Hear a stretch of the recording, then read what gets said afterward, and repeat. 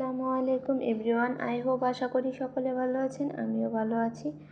আজকে আমি ভাজি করব কলার মোচা। তো কলার মোচা ভাজি করার জন্য এখানে আমি সিদ্ধ বসিয়ে দিয়েছি। সিদ্ধ করার জন্য দিয়ে দিচ্ছি হলুদের গুঁড়া, লবণ। তো সিদ্ধ হয়ে আছে, এ পর্যায়ে দিয়ে দিচ্ছি আমি টমেটো কুচি। যখন অল্প অল্প একটু পানি থাকবে তখন আমি টমেটো কুচিটা ব্যবহার করেছি। এর পর্যায়ে টমেটো কুচিটা ব্যবহার করলে ভালো হয়। তো এখন আমি ঢাকনা দিয়ে ঢেকে দেব। এই যে ঢাকনা দিয়ে ঢেকে দেখছি তো আমার সিদ্ধ করা হয়ে গেছে।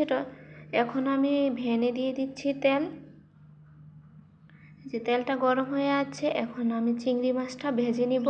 চিংড়ি মাছটা ভেজে উঠিয়ে রাখছি। এখন আমি চিংড়ি মাছ ভাজা তেলের ভিতরে পেঁয়াজ কুচি দিয়ে দিচ্ছি। তো পেঁয়াজটা আমার একটু কড়া করে ভেজে নিব।